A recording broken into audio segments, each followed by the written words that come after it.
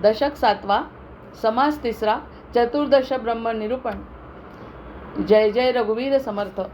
सदा सर्वदा योग तुझा घडावा, तुझे कारणी देह माझा पडावा. उपेक्षू नको गुणवंता अनंता, रघुनायका मागणे हेची आता. हनुमंतांची कुळवल्ली राममंडपा बेला गेली, श्रीराम भक्तीने फळली. रामदास बोले या नामे, शुका सारिखे पूर्ण वैराग्य ज्याचे. वसिष्ठा परिज्ञान योगेश्वराचे, कवी वाल्मिका सारिखा मान्य ऐसा. नमस्कार माझा सद्गुरु रामदासा, जयाचा जगी जन्म नामार्थ झाला. जयाने सदा वास नामात केला, जयाच्या मुखी सर्वदा नाम कीर्ती. नमस्कार त्या ब्रह्मचैतन्य मूर्ती, नेत्राने गुरुराज मूर्ती आपुली. मी जेधवा पाहिली, तू विष्णू शिव तूच दैवत मला. तू तात तू माऊली. मनीषाताई ऑडिओ बंद करा. तू नेत्राने गुरुराज मूर्ती आपुली, मी जेधवा पाहिली. तू विष्णू शिव तूच दैवत मला. तू तात तू माऊली. झाला भाव मनात या मग करू कोणास पाचारण. प्रल्हादा गुरुराज या नित तुम्हा माझे असो वंदन. ऋषिकल्पम राम भक्तम गुरुयज्ञेश्वराभिधम.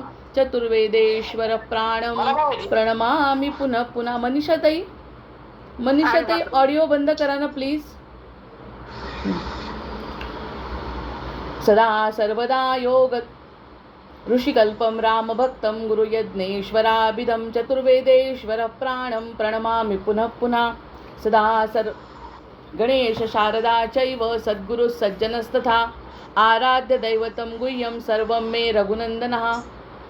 गणेश शारदा सद्गुरु संत सज्जन कुळेश्वरू, सर्व ही माझा रघुवीरू. सद्गुरु रूपे श्रीराम माझे आराध्य दैवत. परमगुह्य गुह्यातीत गुह्यपणाची मात न चले जेथे. सुरेश दादा ऑडिओ सुरू आहे वाटतं. यो जातो मरुदंश जोक्षित तले संबोधयन सज्जनान. ग्रंथम यो रचयन सुपुण्यजनकं श्रीदास बोधाभिधम. यकीर्त्या पठणेन सर्व विदुषां स्वांतापहारी सदा. सोयम मुक्तिकरक्षितौ विजयते श्रीरामदासो गुरुः. मला वाटते अंतरित्वा वसावे, तुझ्या दासबोधासित्वा बोध व्हावे. अपत्या परिपाववी प्रेमग्रासा, महाराजया सद्गुरु रामदासा. ब्रह्मानंदं परमसुखदं केवलं ज्ञानमूर्तिं. द्वंद्वातीतं गगनसदृशं तत्त्वमस्यादिलक्ष्यम्. एकं नित्यं विमलमचलं सर्वधी साक्षिभूतं. भावातीतं त्रिगुणरहितं सद्गुरुं तन्नमामि. गुरुर्ब्रह्मा गुरुर्विष्णू गुरुर्देवो महेश्वरः. गुरुः साक्षात् परब्रह्म तस्मै श्री गुरवे नमः. अनेन प्रियतां देवो भगवान् जानकीपतिः. श्रीरामचंद्र पूर्वेषाम् अस्माकं कुलदैवतं. श्रोता वक्ता श्रीराम समर्थ. जय जय रघुवीर समर्थ. जे जे साधक जॉईन झाले त्या सगळ्यांना मनपूर्वक नमस्कार करते आणि आजच्या या आपल्या निरूपणाला सुरुवात करते. अतिशय असा सोन्याचा गोळा जसं म्हणतो आपण मोठा, सोन्याच्या अलंकारांमध्ये आपलं लक्ष असतं. प्रत्यक्षामध्ये सोन्याचा गोळा आपल्याला कसा दिसेल, त्यामध्ये खरंच आवड आहे का? सोन्याचा गोळा घेऊन काय करायचं? नुसतं ज्ञान घेऊन काय करायचं? ते ज्ञान दृष्टांत रूपाने जर समजलं तर त्याचा उपयोग आपण करून घेऊ शकतो, कारण त्यामध्ये आवड तशा प्रकारची निर्माण होते. त्यासाठी कितीतरी दिवस आपण समर्थांनी सांगितलेले समजून घेण्याचा प्रयत्न करतो आहे की त्यांना पुढे काय सोन्याचा गोळा आपल्यासमोर ठेवायचा आहे. तर तो जो सोन्याचा गोळा आहे तो समजून घेण्याची आपली आता इच्छा आहे आणि आपली तयारी आहे. आणि आम्हाला ते समजावं यासाठी आपण तुझ्या दासबोधासित्वा बोध व्हावे असं सुद्धा आपण प्रार्थना सततच करत असतो. जसं जसं वेळ मिळेल तसं पुन्हा समर्थांना आठवायचं आहे. शुका सारिखे पूर्ण वैराग्य ज्याचे. वसिष्ठा परिज्ञान योगेश्वराचे, कवी वाल्मिका सारिखा मान्य ऐसा. नमस्कार माझा सद्गुरु रामदासा. असे जे समर्थ रामदास स्वामी आहेत, ज्यांना नमस्कार करून, ज्यांना प्रणाम करून आपण अतिशय मोठ्या अशा गोष्टीकडे वळतोय, आणि ते समजून घेण्याचा प्रयत्न करतो आहे. आता श्रोत्यांनी सावध व्हावं यासाठी त्यांनी सांगत असताना आपल्याला 14 प्रकारचं ब्रह्म आपापल्या नैसर्गिक भावनेप्रमाणे समजून घ्यायचा प्रयत्न करायचा आहे. ब्रह्म म्हणजे शेवटी आपण असा विचार करायचा, ब्रह्माचा शोध घेणे म्हणजे आनंदाचा शोध घेणे. आता सत्यम अनंतम ब्रह्म, मग ह्या तिन्ही गोष्टी ज्याच्यामध्ये असतील ते तत्त्व शोधण्याचा प्रयत्न करणे, मग त्या गोष्टी मिळवण्यासाठी शांतता आणि समाधान या 2 गोष्टी आपल्याजवळ असतील, मिळाल्या म्हणजे ते ब्रह्मस्वरूप आहे. कारण सच्चिदानंद घन जो परमात्मा आहे तो परमात्मा कसा आहे, त्यांनी अवतार घेतल्यानंतर अवतार कार्य कसं केलं आहे, त्याला कसा त्रास झाला आणि त्या त्रासातून सुद्धा त्यांनी कशाची स्थापना केली, सत्याची स्थापना केली, धर्माची स्थापना केली. आणि ते सगळं करत असताना कोणत्याही प्रकारचा स्वतःचा निर्णय किंवा आपल्या स्वतःची वृत्तीमध्ये त्यांच्या बदल झालेला नाही. त्यांची शांत प्रवृत्ती, तो राम असो कृष्ण असो, इतर अवतारांचं तर आपण वर्णन ऐकलं नाही जास्त, पण या सगळ्या वर्णनांवरून आपल्या लक्षात येतं की अंशरूपाने जो परमात्मा आला तो मूळ रूपाला न विसरता त्यांनी कार्य केलं आहे. मग मूळ रूपाचं जे वर्णन आहे सच्चिदानंद रूप, ते रूप म्हणजे ब्रह्माचं स्वरूप आहे. आणि नुसतं ब्रह्माचं स्वरूप ते नसून ते आपलंसुद्धा स्वरूप आहे. आता फिजिक्सच्या दृष्टीने जरी विचार केला तर ती क्वांटम थिअरी म्हणतात, ज्या ठिकाणी स्टारडस्ट म्हणजे आता इकडे सगळे जे कण आहेत ते कण म्हणजे त्या कणांचाच आपण अंश आहोत असं सांगणारी ही जी फिजिक्सची थेअरी आहे तीच म्हणजे आपली ब्रह्माची थेअरी आहे, की ब्रह्मसुद्धा तेच सांगतं की ब्रह्माचाच अंश आपण आहोत. जय जय रघुवीर समर्थ.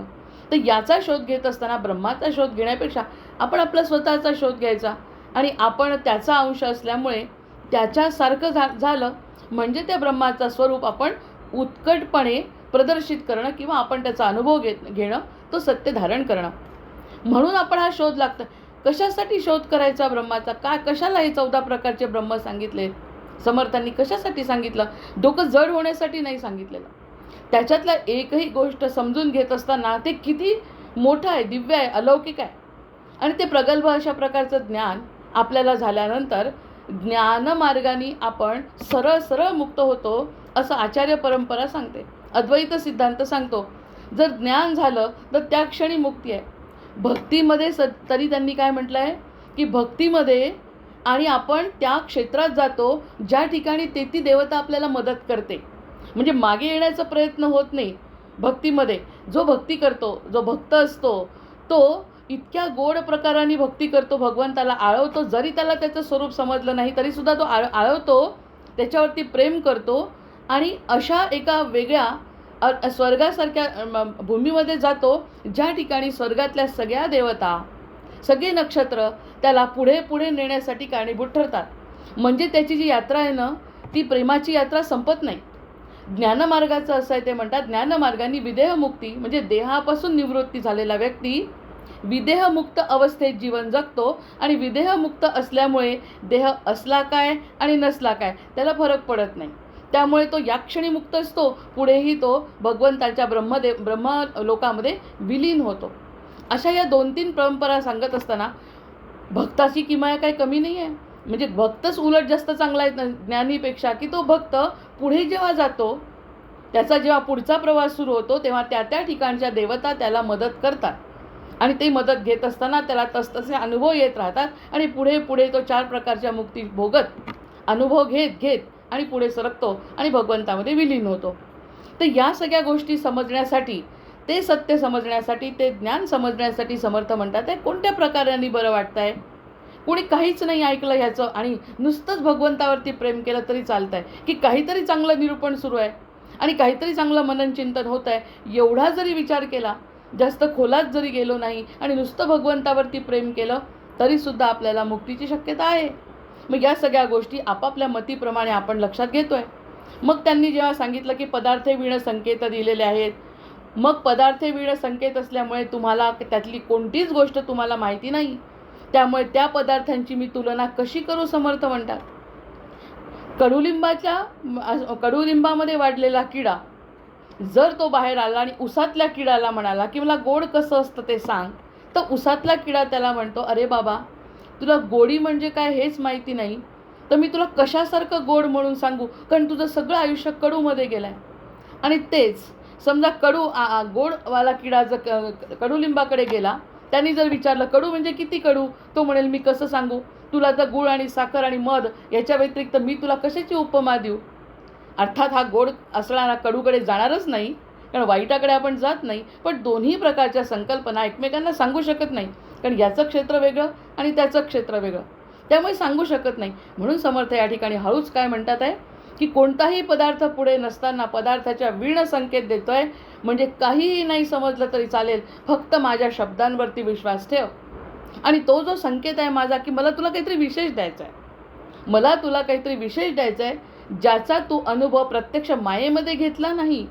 मी पुन्हा सांगते की हा अनुभव मायेमध्ये तू घेतला नाही, पण तू कधीतरी घेतला आहे, म्हणून तुला त्या आनंदाची आवड आहे, म्हणून तू त्या आनंदाकडे वळतोय.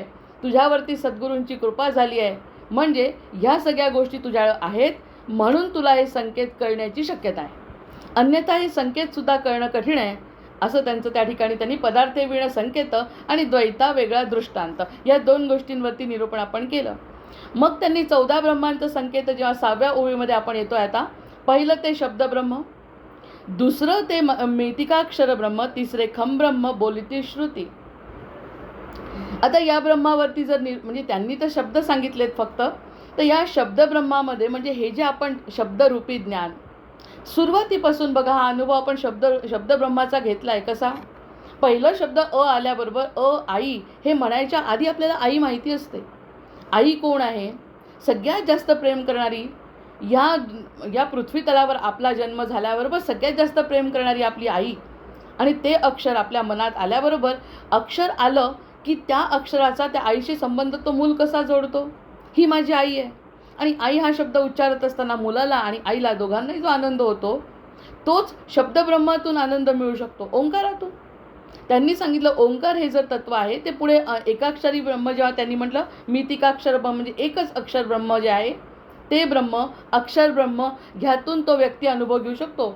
यासाठी हे समाधीमध्ये अनुभव घेणारे लोक असतात, ते ओंकाराची साधना करत त्या ओंकार तत्वाशी स्वतःला जोडण्याचा प्रयत्न करतात. आणि ते एक अतिशय प्रभावी साधन आहे भगवंताशी जोडल्या जाण्याचं. ओंकार तत्व, ओंकाराचा नाद आणि त्या विशिष्ट अवस्थेमध्ये बसून जर तो घेतला, तर या क्षणी या एवढ्या मोठ्या मायेच्या जंजाळात सुद्धा 5-7-10 मिनटं जेव्हा तो व्यक्ती बसतो, तेव्हा त्याला परब्रह्माची अनुभूती येते. त्यासाठी साधना लागते. तेही एक प्रकारचं ब्रह्म, एक प्रकारचं म्हणजे ते ब्रह्म आहे. सुरुवातीला आपण प्रस्तावनेमध्ये याच्यावरती सविस्तर चर्चा केली. हे ओंकार ब्रह्म म्हणजे ज्यातून उत्पत्ती झाली, ब्रह्मा विष्णू महेश सुद्धा ज्या ओंकारातून निर्माण झाले, त्या तत्वापर्यंत तो ओंकार जो आहे तो ओंकार साधा नाही, तो प्रणव ओंकार साधा नाही. त्यामुळे सगळे साधू संतांनी ओम नमो जी आद्या म्हणून जसं आपल्या माऊलींनी सुरुवात केली, तशी ज्या ओंकाराची जर सुरुवात त्या ब्रह्म म्हटलंय त्याला, त्या ओंकाराला जर आपण जोडण्याचा स्वतःला प्रयत्न केला, तर परब्रह्माची म्हणजेच अर्थात ज्यापासून या जगाची निर्मिती झाली, जगाची नाही ब्रह्मांडाची उत्पत्ती झाली, त्यासाठी हे लोक त्याच्याशी जोडू शकतात. ते ब्रह्म आहे. मग आपल्या कवेत केव्हा येणार आहे? जेव्हा ओंकाराची साधना करतील. म्हणजे पहिलं ब्रह्म झालं शब्दब्रह्म, जे पुस्तकातून अक्षरातून आपल्याला मिळतं. ओंकार ब्रह्मसुद्धा सांगितलं, पहिलं शब्दब्रह्म, दुजे मितिकाक्षर ब्रह्म, तिसरे खमब्रह्म, बोलिती श्रुती. आता खमब्रह्म म्हणजे महदाकाश. आता महदाकाश हे फक्त बाहेर दिसणारं नाही, फक्त जे बाहेर दिसतंय आकाश ते नाही. आता विज्ञानाने सुद्धा सिद्ध केलं आहे आणि आपण सुद्धा अनुभव घेतो की आपल्या पोटामध्ये सुद्धा आकाश आहे, रिकाम्या घड्यामध्ये सुद्धा आकाश आहे.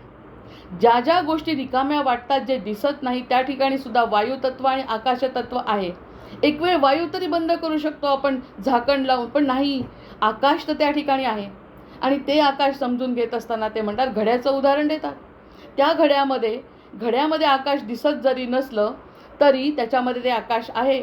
आणि जेव्हा घडा फुटतो किंवा तो घडा विलीन होतो मातीमध्ये, तेव्हा ते आकाश मूळ आकाशामध्ये विलीन होतं. हे जे ब्रह्माचं स्वरूप आहे, म्हणजे त्या घड्यामध्ये पण आहे, आकाशामध्ये आहे, आकाशाच्या वर सुद्धा आहे, आणि सगळीकडे जी पोकळी आहे त्या ठिकाणी ते सगळं ब्रह्म आहे. आणि त्या ब्रह्म चालवणारा, तो ब्रह्माचा निर्माता जो आहे, तो ब्रह्मस्वरूप, तो ब्रह्मापर्यंत जायचं असेल तर ते एक प्रकारचं ब्रह्म या ठिकाणी सांगितलं आहे. आपल्या देहामध्ये आहे आकाश. जसं देह नसेल, ज्यावेळी देह नसेल त्यावेळी ते आकाश पंचमहाभूतांतले प्रत्येक तत्व आपापल्या तत्वामध्ये मिळून जातात. जल जलामध्ये, वायू वायूमध्ये, आकाश आकाशामध्ये, तेज तेजामध्ये, पृथ्वी पृथ्वीमध्ये. पण तेज तेजामध्ये जात असताना त्याच्यासोबत जो जीवात्मा फक्त वर जातोय, बाकी पंचमहाभूतांचं जे शरीर आहे ते इथेच राहतं. म्हणजे आपल्या शरीरामध्ये सुद्धा जी पोकळी आहे तिथे सुद्धा आकाश आहे. मग ते जे आकाश तत्व आहे त्याला ब्रह्म म्हणा. आकाश तत्व जर ओळखायचं असेल तर आतमध्ये आहे, म्हणजे देह निघून गेल्यावर जर एकामेकांमध्ये ते विलीन होतात आहे, म्हणजे या देहाचा अडसर फक्त त्याला आहे ब्रह्माला. अन्यथा ब्रह्म सगळीकडे एकत्रच आहे. हा देह आपल्याला समजतो म्हणून तो देहामध्ये आहे असं वाटतं. प्रत्यक्षामध्ये घडा जसा फुटतो, तर घडा फुटल्यानंतर जसं हे आतलं आकाश बाहेरच्या आकाशामध्ये विलीन होतं, तसं हे आकाशसुद्धा त्यामध्ये विलीन होतं. मग ते एकच होतं ना. फक्त आलं होतं काहीतरी मर्यादित स्वरूपामध्ये, आपल्या देह स्वरूपामध्ये, आपल्या प्रारब्धाप्रमाणे, किडामुंगीच्या प्रारब्धाप्रमाणे, झाडांच्या प्रारब्धाप्रमाणे आलेलं, पण सगळीकडे आकाश भरलेलं आहे. मग ह्या अर्थाने जरी ओंकाराचा आधी अक्षर ब्रह्म बघितलं, मग ओंकाराचा अर्थ घेतला की जिथपासून निर्मिती झाली ओंकाराच्या द्वारे साधण्याचा प्रयत्न केला. प्रयत्न करायचा की नाही आणि कसा करायचा हा वैयक्तिक निर्णय बाकी घ्यायचा आहे. कुणाला काय आवडतं, कुणाला काय आवडतं, त्यानुसार नैसर्गिक जसा आपला स्वभाव असेल त्याप्रमाणे कशाशी आपण जोडल्या जातो, ज्ञानाशी जोडल्या जातो का भक्तीशी, हे सगळं ऐकत असताना जर एखादा व्यक्ती काहीही न समजता नुसतं ऐकत असेल की काहीतरी उत्तम चाललं आहे, काहीतरी अगदी म्हणजे सोनं आपल्याला मिळतंय असं वाटून नुसता हात जोडून जरी भगवंताकडे सगुण रूपात निर्गुण रूपात बघत राहिला तरीसुद्धा ती प्राप्ती होऊ शकते. इतकं ते आपल्या स्वतःच्या प्रकृतीप्रमाणे घ्यायचं आहे. आपल्या स्वतःच्या म्हणून 14 प्रकार सांगितले. अन्यथा सगळ्या संतांनी म्हटलं हे म्हणजे हे, ऐका म्हणजे ऐका, एवढं म्हणजे एवढं, असं कधी म्हटलं आहे कोणी? कुणाला माळ करायला आवडतं, कुणाला पूजा करायला आवडतं, कुणाला परोपकार करायला आवडतं, कुणाला झाडं लावायला आवडतं. चांगलं चांगलं करण्यामध्ये सुद्धा खूप प्रकार आहेत. मला ओंकार ब्रह्म आवडलं, ओंकाराची उपासना केली. मला शब्दब्रह्म आवडलं, शब्दांची उपासना केली. ह्या सगळ्या गोष्टी जर समजल्या, जाणार तिथेच आहे. आकाशात पतितम तोयम यथा गच्छति सागरम सर्वदेव नमस्कारा केशवम प्रतिगच्छति. काहीही न करता नुसते हात जोडले, जसं आपण इंग्लिश पोएममध्ये बघितलं, त्या लहान मुलांनी हात जोडले, त्याला अल्फाबेटसुद्धा माहिती नव्हते. कोणत्या अल्फाबेटनी गॉड प्रसन्न होतो माहिती नसताना सुद्धा देव त्याचा प्रसन्न झाला आहे. कारण तुझी भावना महत्त्वाची आहे. मी कुठेतरी मोठा आहे, ते ब्रह्मतत्व मोठं आहे आणि ते ब्रह्मतत्वच तुझ्यामध्ये आहे, एवढं जरी तू ओळखलं म्हणजेच बाकीच्या गोष्टी आपोआपच आपण जरा कमी प्राधान्याकडे जातो, प्राधान्य भगवंताला जातं. आणि भगवंत इतका सर्वसमावेशक असताना सुद्धा आपण जोपर्यंत त्याच्याकडे लक्ष देत नाही तोपर्यंत त्याला समजावून सांगावं लागतं की बाबा रे, प्राधान्य मला दे. प्राधान्य जे मर्यादेमध्ये तुझं चाललं आहे सारखं सगळं जीवन, काही क्षण तरी निदान माझ्यासाठी दे. अशा प्रकारच्या ब्रह्माचं स्वरूप या ठिकाणी सांगण्याचा प्रयत्न आहे. मग मितिकाक्षर ब्रह्म म्हणजे ओंकार हे एकच अक्षर, एकाच अक्षराची उपासना केली आहे. नंतर खम ब्रह्माबद्दल बोलले.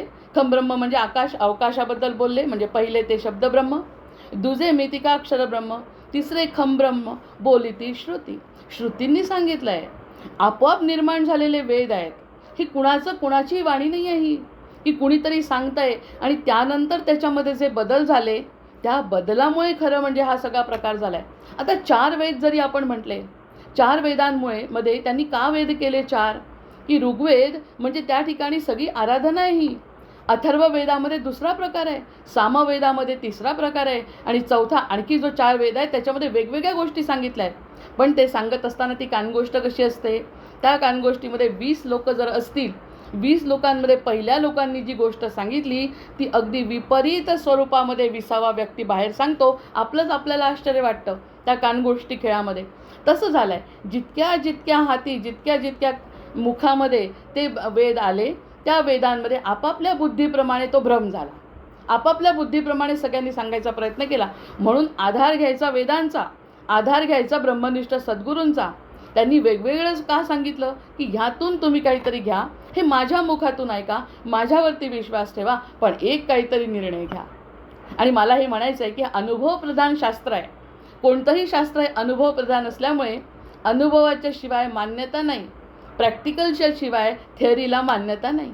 मग या सगळ्या गोष्टी जर पटल्या तर आपल्याला या 4 प्रकारच्या श्रुतींनी सांगितलेल्या गोष्टी असल्यामुळे आपण ऐकायच्या. समर्थसुद्धा स्वतः या ठिकाणी सांगतात की श्रुती बोलल्या, मी फक्त त्यांचं जे काही लिहिलं आहे तेवढं सांगतो, याच्या व्यतिरिक्त माझ्या स्वतःचं यात काही नाही. याचं कारण की जे मूळ आहे त्या मुळाकडेच आपलं लक्ष गेलं पाहिजे. बाकी जे फाटा आहेत ते सगळे आपल्या बुद्धीचा तो विलास आहे, कल्पना विलास नको आहे. सत्य आणि हे फक्त सत्यावर लक्ष केंद्रित करायचं. मग चौथं जाणं सर्व ब्रह्म. आता चौथं जे सांगितलं आहे ते सगळीकडे दिसतंय, ते भरला घनदाट हरी दिसतंय. मग या सगळ्या गोष्टी ज्ञानस्वरूपाने बघण्यापेक्षा जर त्याच्या मनामध्ये अशी वृत्ती निर्माण झाली, अरे सगळं त्यानेच तर निर्माण केलं आहे, निर्माता तो आहे, कणाकणात तो भरलेला आहे, कणाकणात तो आहे. त्याच्याशिवाय, त्याच्या सत्तेच्या शिवाय, आपण सत्तेवर किती बोललो त्या दिवशी, त्याच्या सत्तेच्या शिवाय एक पानसुद्धा हलत नाही. हे केव्हा पटतं माणसाला? हे पटतं केव्हा? ती एक तर वेळ यावी लागते आपल्या जीवनात, आपली एक तर ती वेळ यावी लागते. दुसरी गोष्ट म्हणजे सद्गुरूंची कृपा व्हावी लागते, किंवा आपलं त्या सद्गुरूंकडे लक्ष जावं लागतं, किंवा असा जबरदस्त फटका प्रारब्धाचा बसतो, इतका जबरदस्त बसतो की आपलं काही जेव्हा चालत नाही तेव्हा खाडकन डोळे उघडतात की जेव्हा सगळ्या काही चांगल्या गोष्टी होत होत्या तेव्हासुद्धा तोच करत होता, आणि आता जर काही घडत नाही तरी सांभाळणाराही तोच आहे, दुसरा कुणीही या ठिकाणी सांभाळू शकत नाही. तेव्हा त्याची सत्ता कळते, आणि तेव्हा जेव्हा सत्ता कळते तेव्हा मी असा वेगळा जीवन असं राहत नाही. अरे सगळ्यांच्याच जीवनाकडे बघण्याची दृष्टी बदलते, स्वतःच्याच नाही, सगळ्यांच्याच, साधू संतांच्या, देवांच्या बाबतीत ह्या सगळ्या संकल्पना बदलतात. ते सर्व ब्रह्म आहे. मग ते चौथं सगुणातही बघू शकतो. आधी सगुणामध्ये बघतात, सगळीकडे दिसतंय ते ब्रह्म आहे, दिसतंय ते ब्रह्म आहे, कारण ती सत्तेच्या शिवाय या ठिकाणी एक काडीसुद्धा हलू शकत नाही. मग चौथं जाणं शब्द, पाचवे चैतन्य ब्रह्म. जितकं चैतन दिसतंय, जितकं चैतन्य आपल्यात आहे, एका क्षणाचा विचार जरी केला यावरती आपला आधी, म्हणजे या समासावर बोलण्याच्या आधीच आपलं यावरती भरपूर निरूपण झालं आहे. आपण जेव्हा आधीचं ब्रह्मनिरूपण केलं त्यामध्ये, ब्रह्मनिरूपणामध्ये या सगळ्या व्याख्या आपण स्पष्ट केल्या. चैतन्य, आपण आपला जरी विचार केला तर विचार केल्यावर कळतं की हे चैतन्य आहे, श्वास येतोय आणि जातोय तोपर्यंत आपल्या जीवाला अर्थ आहे, अन्यथा जीवामध्ये काय आहे? जर हा श्वास बाहेरचा बाहेर राहिला, बाहेरचा बाहेरच राहायला, आत आलाच नाही, ते चैतन्य नसेल तर या देहाला काय किंमत आहे, आणि देह नसेल तर ह्या सगळ्या पृथ्वीला आणि या ब्रह्मांडाला काय किंमत आहे? हे लक्षात जेव्हा येतं, अरे कोणत्या क्षणी श्वास बाहेर राहील याचा काही भरोसा आहे? 7 दिवस परीक्षिताला मिळाले असताना त्याला जेव्हा सांगितलं की 7च दिवस तुझ्याजवळ आहे, पण मागची दृढ परंपरा असल्यामुळे त्यांनी त्यावरती चिंतन केलं, आणि आपणही तसं चिंतन करू शकतो. त्याचे 7 दिवस, आपल्यालाही 7च दिवस आहे, भलेही 100 वर्ष जगो, पण सोमवार ते रविवारच्या वेळातच आपण जाणार आहे. त्यामुळे ह्या सगळ्या गोष्टींची ज्या कल्पना येते त्या चैतन्याची किंमत कळते. मी जेव्हा आपण म्हटलं की गृहीत आपण एखादी गोष्ट धरतो, आपण आपल्या स्वतःला गृहीत धरलं आहे, आपण आपल्या देहाला गृहीत धरलं आहे, आपण आपल्या हातांना गृहीत धरलं आहे, आपण आपल्या बुद्धीला गृहीत धरलं आहे. सगळं गृहीत धरल्यामुळे असल्याची किंमत नाही. एखाद्या हाताला जखम होऊ द्या, मग हाताची किंमत कळते. एखादा रोग होऊ द्या, मग शरीराची किंमत कळते. आता चालता येईना असं झालं तर पायाची किंमत कळते, पण जेव्हा पाय होते तेव्हा त्या पायांची, कधी आमच्या एक कन्याकुमारीला माझी आत्या असते, ती हिलर आहे, आणि ती हिलर असताना ती सांगते की रोज प्रत्येक वेळी कृतज्ञता प्रत्येक अवयवांची आपण केली पाहिजे, तर ते अवयव आपल्याला जास्त वेळ साथ देतात. फक्त एवढंच म्हणायचं, तुझ्यामुळे मला जो आनंद आणि समाधान मिळत आहे ते कधी लक्षातच येत नाही आपल्या, की ह्या सगळ्या गोष्टी नाही त्या गोष्टी आपल्याला पाहिजे असतात. त्यामुळे असलेल्या गोष्टींकडे दुर्लक्ष होतं. ते चैतन्य ब्रह्म जर समजलं तर आपल्यापासून सगळीकडे चैतन्य आहे ह्याची जाणीव होते. हे सुद्धा कधी लक्षात आलं तर हे एक 5वं ब्रह्म आहे. मग या ठिकाणी आपल्याजवळ असलेलं चैतन्य कधी जाणीव होती? ठीक आहे, लहान होतो तोपर्यंत ठीक आहे, समजत नव्हतं तोपर्यंत ठीक आहे, पण तरीही जेव्हा हळूहळू गात्र शिथिल होतात, किंवा कुटुंब व्यवस्था आपल्यासोबत राहते, किंवा आणखी काही गोष्टी घडतात, यावा तेव्हा लक्षात येतं तेव्हा आपण किती सुखी होतो. तेव्हा तरी होतो का सुखी बालपणी? मग बालपणी जर सुखी होतो तर का आपल्याला वाटत होतं तरुण व्हावं? तरुणपणी जर सुखी होतो तर पुन्हा का बालपणी जावं वाटत होतं? या सगळ्या घटना सांगतात की आपण वर्तमान काळाचा आनंद घेऊ शकत नाही, कारण असलेल्या चैतन्याकडे आपण दुर्लक्ष करतो. घरात आई असली की आईची किंमत नसते, आई गेल्यानंतर तिची आठवण काढण्यात काय अर्थ आहे? त्यामुळे हे जे चैतन्य आहे त्याची जाणीव लवकरात लवकर झाली पाहिजे. जितक्या लवकर या चैतन्याची आपल्यातल्या आणि सर्व समावेशक चैतन्य भरला घनदाट हरी दिसेल अशी जे जाणीव होते. अर्थात त्यांनी फक्त ब्रह्माचं नाव सांगितलं आहे. आपण त्यावरती चर्चा का करतोय? लक्षात येण्यासाठी की आपण जे गृहीत धरतो ते गृहीत धरायची आता आवश्यकता नाही, उलट कृतज्ञता व्यक्त करायची. प्रत्येक गोष्टीची आज आपल्याला 1 तास वेळ मिळाला, ही कृतज्ञता भगवंताची असली पाहिजे. जेवत असताना सुद्धा तुझी कृपा, सगळं अन्न पचावं, ह्या सगळ्या संकल्पनेतून म्हणजे आपण ब्रह्माचंच निरूपण करत असतो. कारण कुठेतरी मोठ्या व्यक्तीला आपण शरण गेलेलो असतो. व्यक्ती नाही, शक्ती, कोणत्या तरी वेगळ्या शक्तीला. कारण ज्या शक्तीपासून ब्रह्मा विष्णू महेशाची निर्मिती आणि एवढ्या मोठ्या ब्रह्मांडाची ज्यांनी उत्पत्ती केली त्याला शरण जात असतो. आणि त्याचा आपण अंश असल्यामुळे आपण स्वतःला कृतज्ञसुद्धा समजत असतो. तर ह्या सगळ्या गोष्टी लक्षात घेतल्यानंतर 5वं चैतन्य ब्रह्म लक्षात आलं की जे 6वं सत्ता ब्रह्म, ज्याची सत्ता चालते ते सत्ता ब्रह्म. आणि सगळ्यात महत्त्वाचं 7व्या ओवीतलं शेवटचं आहे साक्ष ब्रह्म. साक्ष ब्रह्म जेव्हा ते म्हणतात, साक्ष ब्रह्म म्हणजे आपण एखाद्या गोष्टीकडे साक्षी रूपाने बघणं, कशामध्येही आपला गुंतवणा न होणं, कोणत्याही प्रकारचा सुखातही गुंता नाही आणि दुःखात तर नाहीच नाही. दुःख जरी आलं तरी साक्षीभावानी कसं काय आलं हे दुःख किंवा हे सुख, ही जी सगळी याच्यावरती आपण ब्रह्मनिरूपणामध्ये बोललो आहे की ही जी प्रकृतीचा खेळ चालला आहे सगळा, आत्ताच नाही, वर्षानुवर्ष युगानुयुग हा जो खेळ चालला आहे त्या खेळामध्ये किती काळासाठी आपल्याला मिळालं आहे. आणि ते मिळालेलं असताना सुख आणि दुःख कसं आलं, एवढा जरी अनुभव घेतला, एवढा जरी अभ्यास आपण स्वतःचा केला की रावणासारखा का वागला, द्रौपदीला हा का त्रास झाला, रामांना वनवास का झाला, कृष्णांना पूर्णावतार का घ्यावा लागला, तसंच आपल्याला आपला जन्म का मिळाला, एवढा जरी आपण थोडासा विचार केला की प्रत्येक गोष्ट आपण पेरलेलंच उगवत असतं. जे आपण आत्ता दिसत नाही, आपण म्हणतो आता सध्या काहीच केलेलं नाही. मग कधी कधी अशा चांगल्या पण घटना घडतात की ज्या आपण केलेल्या नसतात, तेव्हा आपण म्हणतो मी केलं. आणि जेव्हा वाईट घटना येतात तेव्हा म्हणतो असं कसं झालं. पण प्रकृतीचा नियम आहे, जे पेरलं ते उगवत आहे.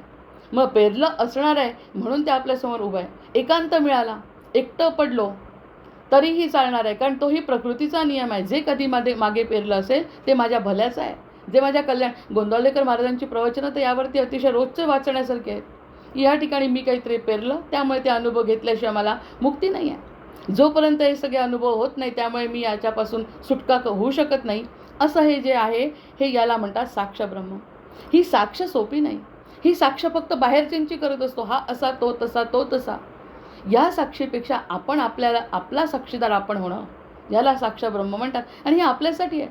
मग या ब्रह्माचा शोध बाहेर जाण्याची गरज आहे किंवा इतरांना जे आपण निरूपणातून मार्गदर्शन करतो म्हणतात त्याचीसुद्धा गरज नाही आहे. हे फक्त आत्मचिंतन आहे प्रत्येकाचं की साक्ष मिळावी. आज असं का मिळतं आहे वाचायला आणि बोलायला आणि चिंतन करायला, तर ते सुद्धा साक्षीने बघायचं. ही भगवंताची कृपा आहे. एखाद्या वेळेस एखादी वाईट घटना घडते, ती भगवंताची लीला आहे, कृपा नाही म्हणत त्याला आपण. पण ती कुंती तर त्यालासुद्धा कृपा म्हणते. जितकी तुझी कृपा जास्त असेल तीच मला पाहिजे आहे. मला संकटातच तू पाहिजे आहे. मला सुखामध्ये तू येणार नाही, तू निघून जातो रे बाबा, द्वारकेत निघून जातो, द्वारकेचा राणा होतो तू. जर माझ्यावर संकट असेल तर तू माझ्यासोबत असतो. ही जाणीव जोपर्यंत होत नाही तोपर्यंत साक्ष कशी करणार. ती म्हणे माझ्या दुनियेतलं काही झालं तरी चालेल, यामध्ये माझं काहीही झालं तरी चालेल, पण मला कृष्ण पाहिजे. म्हणजे कृष्ण पाहिजे म्हणजे आनंद पाहिजे, म्हणजे समाधान पाहिजे, जे समाधान फक्त कृष्ण देऊ शकतो. या पूर्ण प्रकृतीतलं कोणीही आपल्याला पूर्णपणे सुखी करू शकत नाही. त्यामुळे तिने दुःख मागितलं. मग दुःख जर ती मागू शकते तर निदान आपण नाही मागितलं तरी जे आहे ते सहन करून साक्षीभावाने बघितलं तरी ते साक्ष ब्रह्म आहे. मग हे साक्ष ब्रह्म करत असताना 6वं सत्ता ब्रह्म, मग साक्ष ब्रह्म 7वं आहे. 8वं सगुण ब्रह्म. सगुण ब्रह्म म्हणजे रामाला बघायचं आहे, कृष्णांना बघायचं आहे सगुण रूपामध्ये. अवतारांचं जे वर्णन करतो सगुण, वामनावताराचं करायचं आहे, मत्स्यावताराचं सगुणातलं वर्णन, आपल्या सद्गुरूंचं सगुणातलं वर्णन. सगुणावरती प्रेम करायचं, कारण त्या सगुणातूनच निर्गुणाकडे जातो आहे आपण. समर्थांची अवस्था बघितली की जेव्हा सगुणातले राम बघत असताना निर्गुणावर ते बोलत होते. जेव्हा सगुण त्यांच्या डोळ्यासमोर होता, सगुण राम त्यांच्या स्वप्नात आणि या सगळीकडे असताना सुद्धा त्यांनी निर्गुणाचं वर्णन केलं आहे. म्हणजे दोन्ही ठिकाणी ते साक्षीभावाने राहू शकत होते. वर्णन रामाचं मनासमोर राम असताना, निर्गुणाचं वर्णन करत असताना काय परब्रह्मा तू आणि पाहिलेला पिवळा पितांबर दिसलेला राम त्यांच्या समोर डोळ्यासमोर असताना मग निर्गुण आणि सगुण दोन्ही एकत्र बघता येतं जर आधी सगुणाची उपासना नीट झाली तर. आता त्यांनी सांगितलं की परशुरामांनी जसं 21 वेळा निक्षत्रिय पृथ्वी केली, तेव्हा आपण असं समजायचं की 21 दुर्गुण आपल्यामध्ये आहेत. 21 दुर्गुण मायेच्या प्रभावाखाली प्रत्येक जीवामध्ये आहेतच. त्या 21 दुर्गुणांचा जोपर्यंत निपात करत नाही परशुरामांच्या परशुनी किंवा परशुरामांच्या धनुष्यानी, जोपर्यंत तो निपात होत नाही तोपर्यंत परशुरामांनी जसं रामांना त्यांचं धनुष्य दिलं आणि मग त्यांचं रामचंद्रांची भेट झाली, तशी या जीवाची 21 गुण निघून गेल्याशिवाय दुर्गुण तोपर्यंत रामाचं दर्शन होणे शक्य नाही. मग हे सगुणाचं दर्शन कसं? मग सगुणाचं दर्शन घेत असताना सगुण ब्रह्माचं दर्शन नुसतं रामाला हात जोडून चालणार आहे का? जे कोणतं आराध्य नुसतं कृष्णाला हात जोडून चालणार आहे का? मागे मोहन भागवत जसं म्हणाले की तुम्ही शंकराचा हात जोडताय, पण शंकराचा एकतरी गुण आपण घेतोय का? कर्पूर गौरम करुणावतारम जेव्हा म्हणतो तर त्याच्यासारखं एकतरी गुण किंवा त्याला नतमस्तक होताना त्याचा तो गुण आपल्यामध्ये धारण करतो का? 5 मिनिटासाठी 7 मिनिटासाठी सुद्धा समाधी अवस्था किंवा त्याच्यासारखी अवस्था, त्याच्यासारखं वैराग्य घेतो का? मग ते सगुणाची उपासना करण्यात काय अर्थ आहे? मग ते सगुणात सुद्धा ब्रह्म आहे. जसं रामांची सेवा, हनुमंतांची सेवा समर्थांनी केली सगुण रूपामध्ये, मग त्या सगुण रूपाची सेवा ब्रह्मरूपानेच केली आहे ना. त्यामुळे त्यांना काय प्राप्ती झाली आहे? आणि राम आणि हनुमंत आणि सद्गुरू सगळे काही स्वतःजवळ ठेवत नाहीत, ते पुढे पुढे घेऊन जातात आपल्याला.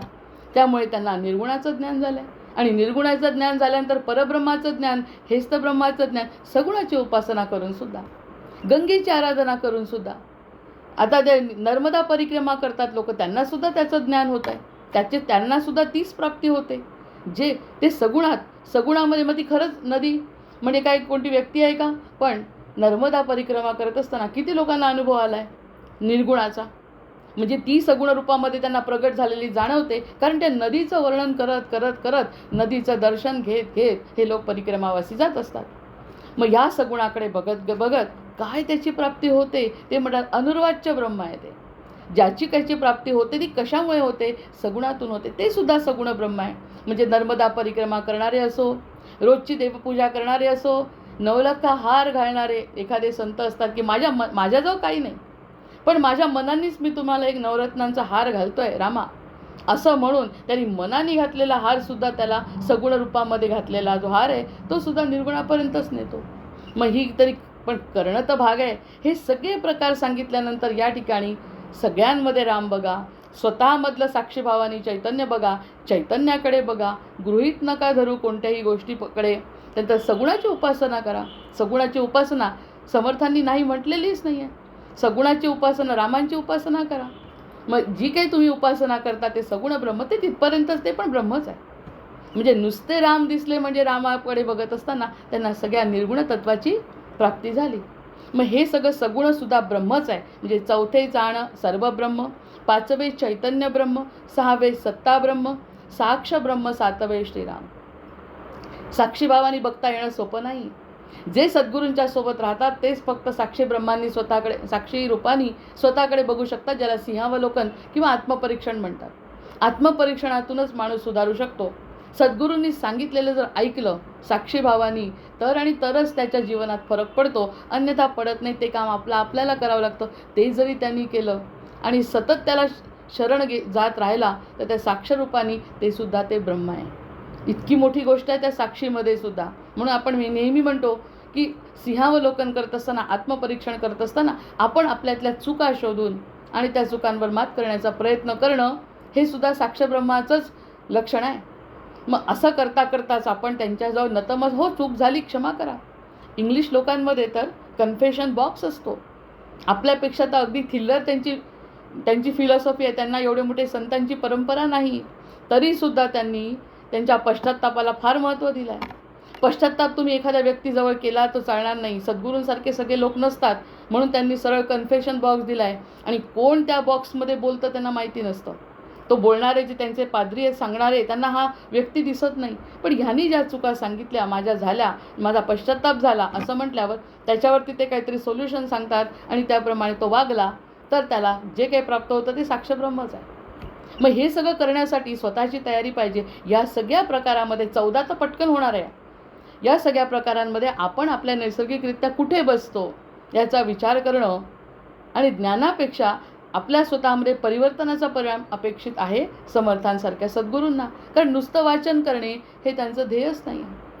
अनुभवजन्य शास्त्र रोकडा साक्षात्कार जो घेईल तो माझा होईल आणि माझा झाल्यावर सगुणाचा होईल, सगुणाचा झाल्यावर निर्गुणापर्यंत जाईल आणि त्याची विदेहमुक्ती होईल. ज्ञानोत्तर भक्ती होणार आहे. त्यामुळे हे सगळं जर तुम्हाला कळलं तर तुम्ही आपोआपच त्याची भक्ती कराल. हे झालं निर्गुण ब्रह्म, 8वे सगुण ब्रह्म, 9वे निर्गुण ब्रह्म.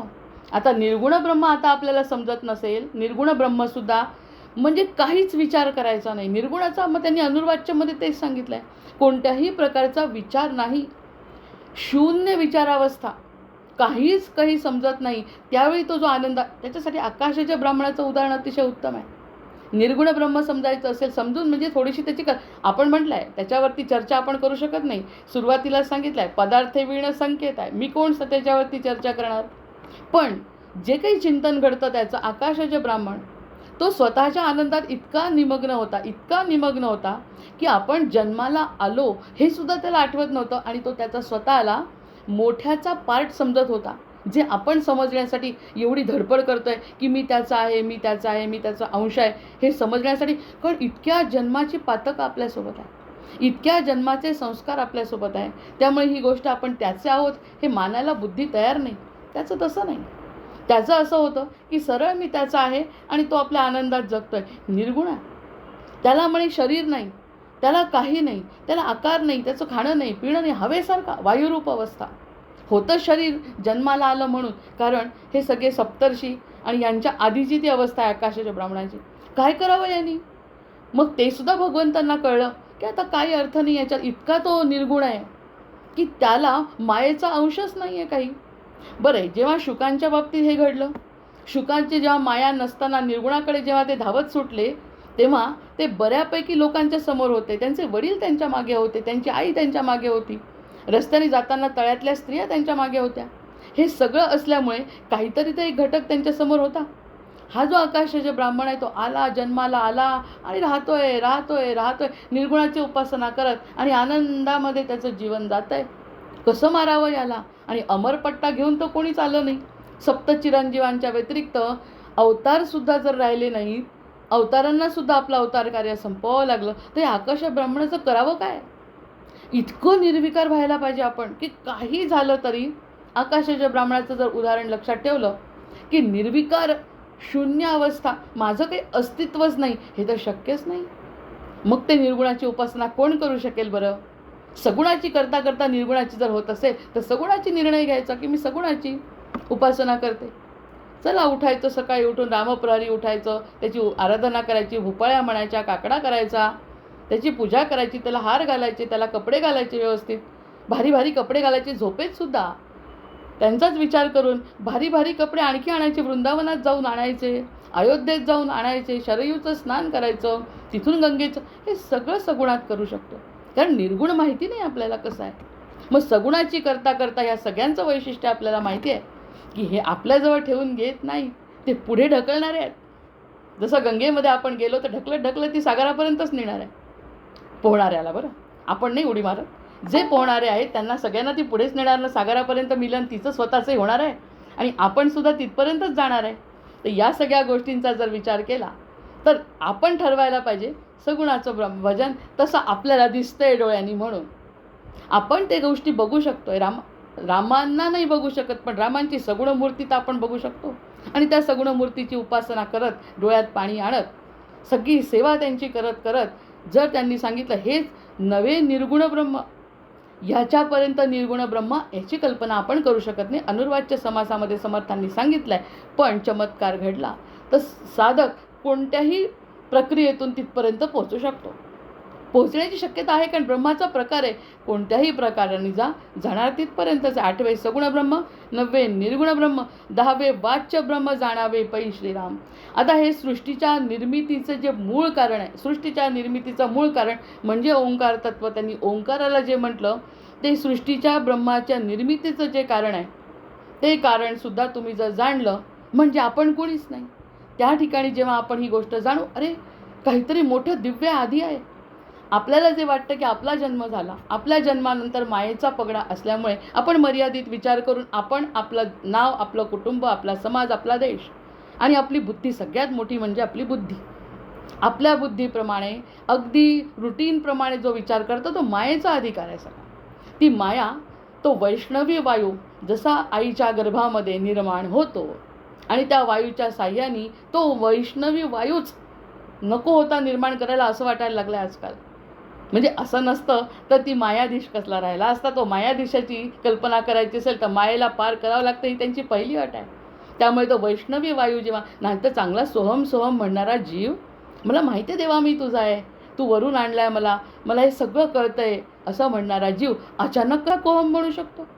अचानक कसा कोहम म्हणू? ती वैष्णवी वायू त्यांनी घालून ठेवला. आणि हे वायू आणि हे जे मायेचं तत्त्व आपल्यापर्यंत आलं तेही आवश्यक आहे. त्याशिवाय समाज आणि जीवन शक्य नाही आहे. पण सद्गुरूंचं पदार्पण आपल्या जीवनात झाल्यानंतर ह्या सगळ्या मायेचा उलगडा होणं आवश्यक आहे. माया कुठे अडवते आपल्याला? सगळ्यात मोठी मायात आपल्या बुद्धीला भ्रम करते. बुद्धीचा भ्रम, दृष्टीला भ्रम, कानांचा भ्रम, इंद्रियांचा भ्रम. या इंद्रियांमध्ये खरं सुख आहे. जेव्हा आपण 1 मिनिटं विचार करतो की नाकाला मोगऱ्याचा वास घ्यावा वाटला, तो नाकाला वाटतो का? हाताने मोगऱ्याचं फूल तोडावं वाटलं ते हाताला वाटतं का? डोळ्यांनी आपल्याला काही बघावं वाटलं तर ते डोळ्यांना वाटतं का? हा विचार जर केला, हे काहीच वाटत नाही या इंद्रियांना. इंद्रिय म्हणतात आम्ही फक्त साधन आहे. तू म्हणशील ते बघतो आणि तू म्हणशील तर झोपतो. तू जर म्हणत असशील तर डोळे बंद करून बसतो. तू जर म्हणत असशील तर रात्रभर डोळे जागे ठेवतो आणि आमचा ग्रंथ वाचतो. तुम्ही जसं म्हणाल तसं. भले थकल्यानंतर आम्ही म्हणू की आमचे डोळे जरा दुखले, पण प्रत्यक्षात तू म्हणशील तसं. हे कोणाचं ऐकतंय? ते मनाचं ऐकतंय. मन कोणाचं ऐकतंय? बुद्धीचं ऐकतंय. बुद्धी कोणाचं ऐकतंय? हृदयाचं अजिबात ऐकत नाही बुद्धी. हे म्हणजे नाही करायचं, आज मला ग्रंथ नाही वाचायचा असं म्हणणारी बुद्धी आहे आणि जास्तीत जास्त वेळ असंच म्हणत असते. जे आपल्या विरोधात जातं तेच ती म्हणत असते. आणि त्यामुळे बुद्धीकडे किती लक्ष द्यायचं हे जोपर्यंत आपल्या लक्षात येत नाही तोपर्यंत हा मायेचा पगडा संपत नाही. आणि मायेचा पगडा आपल्याच बुद्धीत असल्यामुळे इतरांचा कुणाचाही दोष नाही. उलट आहे फायदा तर सद्गुरूंचा आहे की एवढ्या सगळ्या जंजाळातून धर माझं बोट आणि निघ बाहेर असं म्हणणारे सद्गुरू आपल्या जीवनात येतात. म्हणून नेत्राने गुरुराजमूर्ती आपुली मी जय धवा पाहिली. मी जेव्हा तुमची नेत्रांनी मूर्ती पाहिली, या नेत्रांना तुमची मूर्ती पाहावी वाटली, तेव्हा घडलंय सगळं. अन्यथा ह्या डोळ्यांनी जे बघितलं त्यांनी माझं कल्याण नाही, वाईट नाही बघितलं. गुलाबाचं फूल बघितलं, वाईट नाही झालं. कमळाचं फूल बघितलं, वाईट नाही झालं, पण त्यांनी कल्याण पण नाही झालं ना. कल्याण करणारे तुम्ही आहेत. म्हणून नेत्राने गुरुराजमूर्ती आपुली मी जय धवा पाहिली. तू विष्णू शिव तूच दैवत मला, तू तात तू माऊली. आई वडील सुद्धा तू. झाला भाव मनात या मग करू कोणास पाचारण. प्रल्हादा गुरुराजया नित तुम्हा माझे असो वंदन.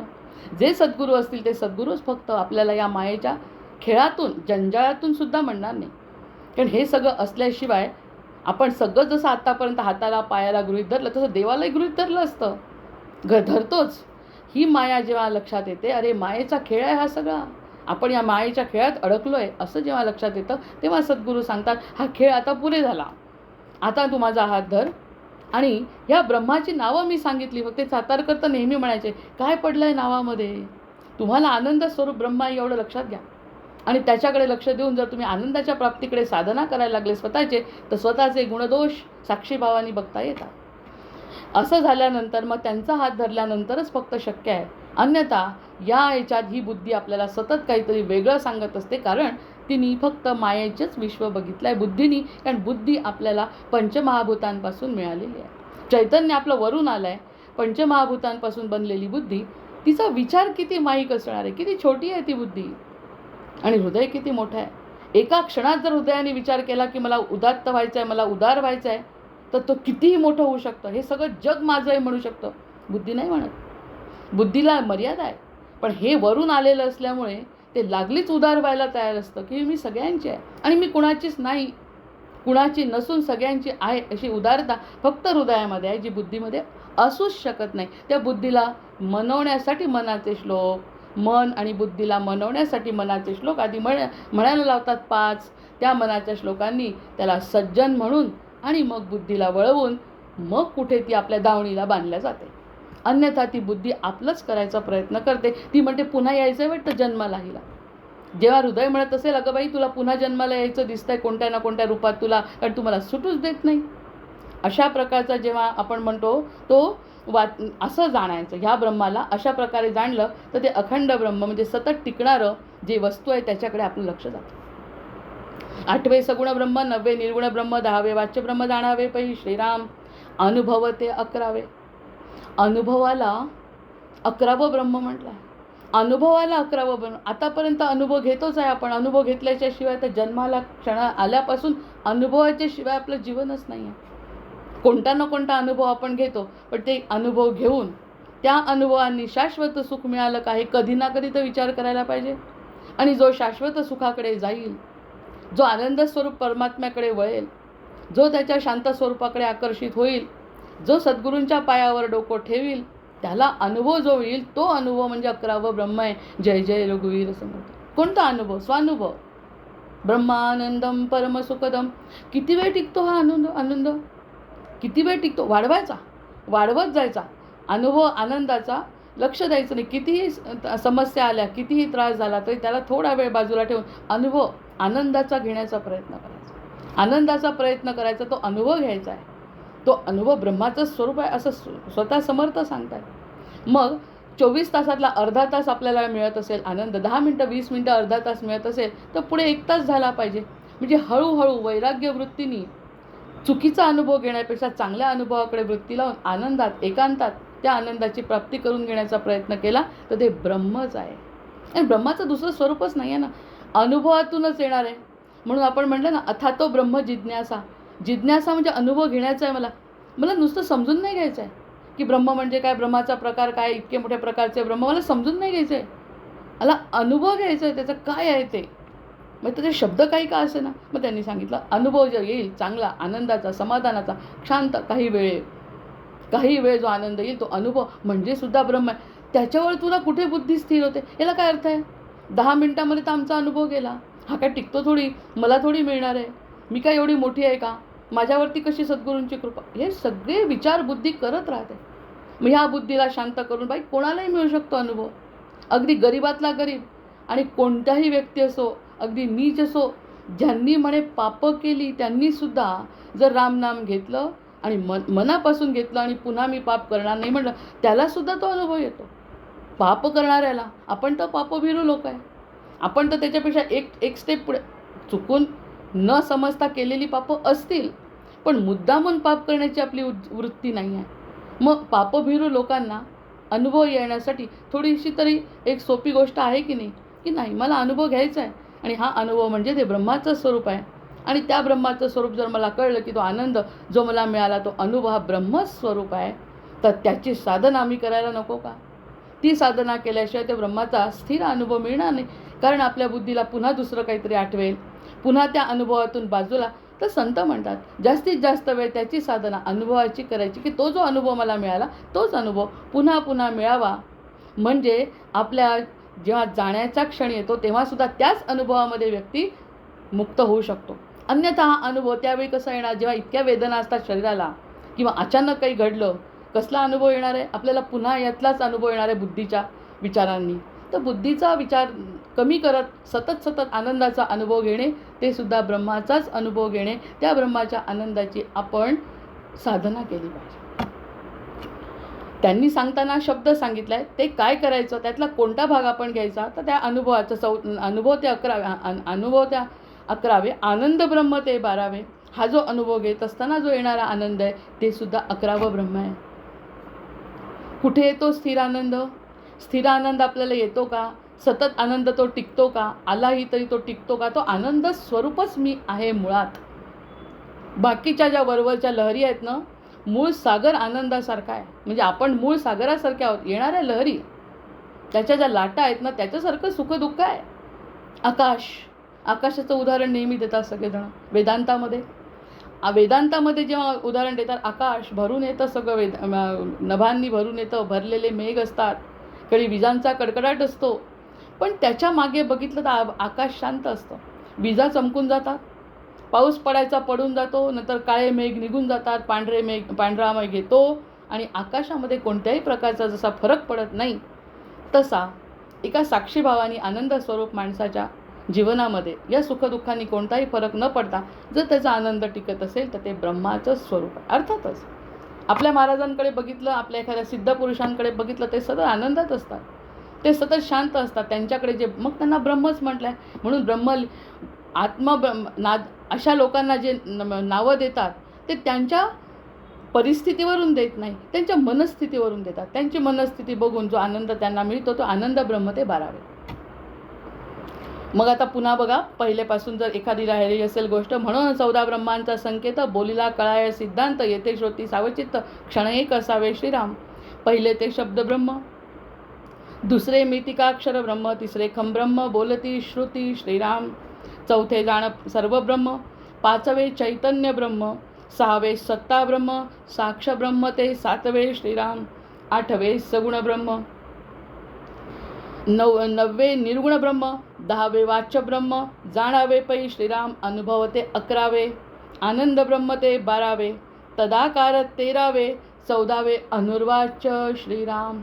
आता बघा, ते 13वं जे म्हणतात आहे ते 13वं म्हणजे तदाकार रूपी, म्हणजे त्याच्या आकारासारखं, जी सायोज्य मुक्ती शेवटची म्हणतात ती त्याच्यासारखं, नुसतं त्याच्या प्रदेशात नाही, फक्त आपण त्याच्या प्रदेशात नाही, त्याच्या जवळ नाही, तर त्याच्यामध्ये त्याच्यासारखं आपण त्याचा एखादा अनुभव घेऊन त्याच्यासारखा जो व्यक्ती होतो, तदाकार होणे म्हणजे त्याच्यासारखंच सगळं, त्याच्यासारखं होणं हे ब्रह्म आहे.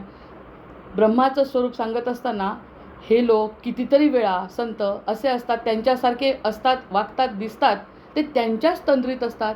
ते तदाकार ब्रह्म म्हणजे 13वं आणि 14वं म्हणजे अनुर्वाच्य. जर हे सगळं काहीही न करता किंवा करून केलं, त्याची साधना केली तरी, आणि नाही केली आणि कृपा झाली आणि न सांगता येणारी एखादी गोष्ट जर घडली, न सांगता येणारा जर आनंद झाला, अनपेक्षितपणे एखादा आनंद झाला, कृपेनी काही होऊ शकतं.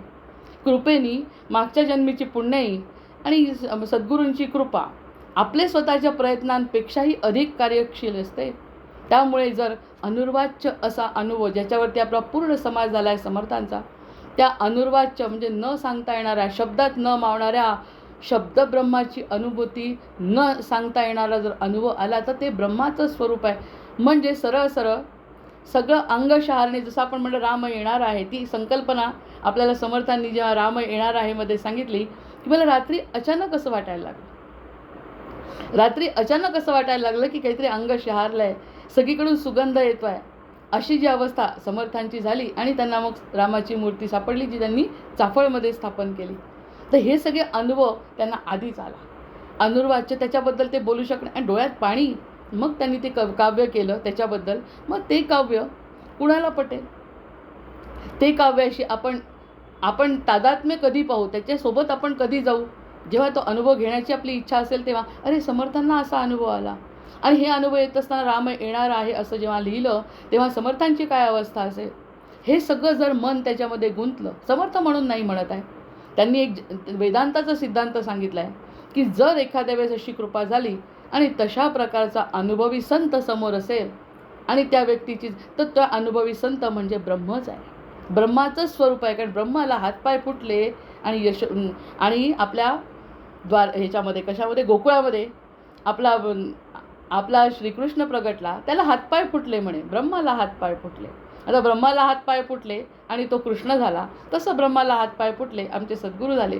ब्रह्माला हातपाय फुटले आणि आनंद स्वरूप कोणीतरी दिसायला लागलं, तर त्याच्याकडे बघून जो अनपेक्षित होणारा आनंद आहे, ती सद्गुरूंची कृपा आहे, ते अनुर्वाच्य ब्रह्म आहे. जय जय रघुवीर समर्थ. अशा प्रकारांनी त्यांनी 14 प्रकारचे ब्रह्म सांगितले. 14 प्रकारचे ब्रह्म सांगत असताना त्यांनी कॅटेगरी याच्यासाठी केली की अद्वैत तत्त्वज्ञानावर आधारित मी 14 प्रकारचे ब्रह्म सांगतो. हे सांगत असताना त्यांनी सांगितलं की नुसतं ज्ञान वाढवणे ही संकल्पना या समासाची, कोणत्या दासबोधाची ग्रंथाचीच नाही आहे.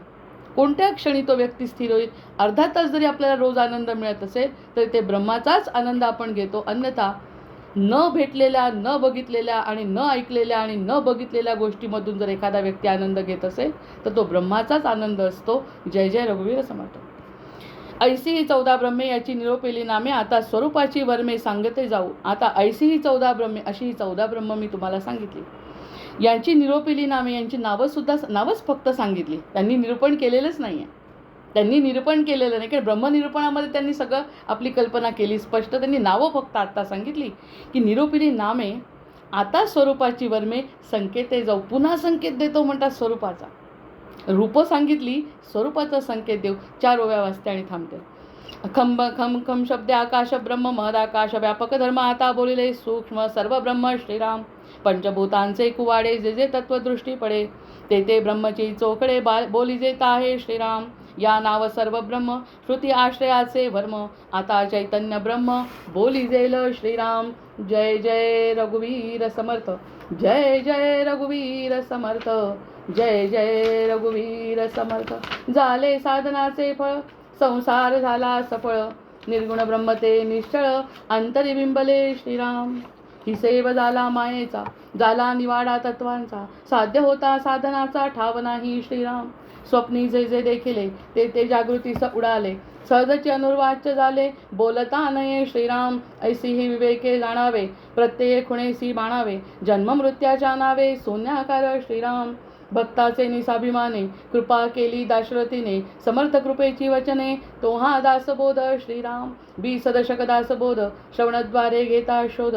मनन करत्यास विशद परमार्थ होतो श्रीराम. 20 दशक दोन्हीचे समास साधके पहावे सावकास. विवर्ता विशेषा विशेष कळो लागे श्रीराम. ग्रंथाचे करावे स्तवन स्तवनाचे काय प्रयोजन. येथे प्रत्ययास कारण प्रत्ययो पहावा श्रीराम. देहे तव 5 भूतांचा करता आत्मा तेथीचा. आणि कवित्व प्रकार मनुष्याचा काशावरुनी श्रीराम. सकळ करणे जगदीशाचे आणि कवित्वची काय मानुषाचे. ऐशा अप्रमाण बोलण्याचे काय घ्यावे श्रीराम. सकळ देहाचा झाडा केला तत्व समुदाय उडाला. तेथे कोण्या पदार्थाला आपुले म्हणावे श्रीराम. ऐसी ही विचाराची कामे उगेच भ्रमो नये भ्रमे. जगदेश्वरे अनुक्रमे सकळ केले श्रीराम. जय जय रघुवीर समर्थ. जय जय रघुवीर समर्थ. जय जय रघुवीर समर्थ.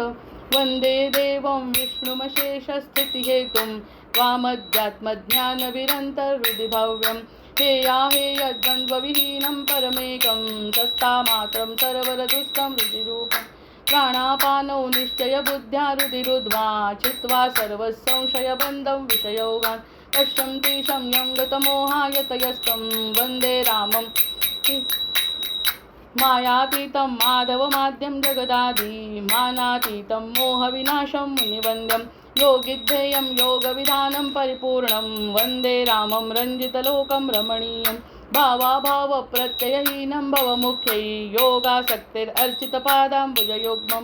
नित्यं शुद्धं बुद्धिमनन्तं प्रणवाख्यं वन्दे रामं वीरमशेषासुरदावं. त्वं मे नाथो नाथितकार्याखिलकारी मानातीतो माधवरूपो किलधारी. भक्तागम्य भावितरूपो भवहारी योगाभ्यासैर्भावितचेतः त्वामद्यन्तं लोकततीनां परमीशं लोकानां न लौकिकमाने हृदिगम्यं. भक्तिश्रद्धा भावसमेतैर्भजनीयं वन्दे रामं सुन्दरमिन्दिवरनीलं.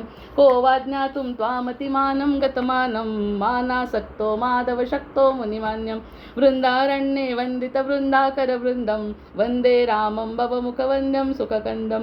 नानाशास्त्रैर्वेदकदम्बैर्प्रतिपाद्यं नित्यानन्दं निर्विषयज्ञानमनादिं. मत्सेवार्थं मानुषभावं प्रतिपन्नं वन्दे रामं मरकतवर्णं मथुरेशं. श्रद्धायुक्तो यः पठति मम स्तवमाद्यं ब्रह्मं ब्रह्मज्ञानविधानं भुविमर्त्या. रामं श्यामं कामिदकामप्रदमीशं ध्यात्वा पातकजालैर्विगतः स्यात्. सीताकान्तस्मरण जय जय राम महारुद्र हनुमान की जय. जय जय रघुवीर समर्थ. भर्जनं भवबीजानामर्जनं सुखसम्पदां तर्जनं यमदूतानां राम रामेति गर्जनम्. आवाहनं न जानामि तवार्चन पूजाञ्चैव न जानामि. क्षम्यतां परमेश्वर क्षम्यतां परमेश्वर क्षम्यतां परमेश्वर. जय जय रघुवीर समर्थ.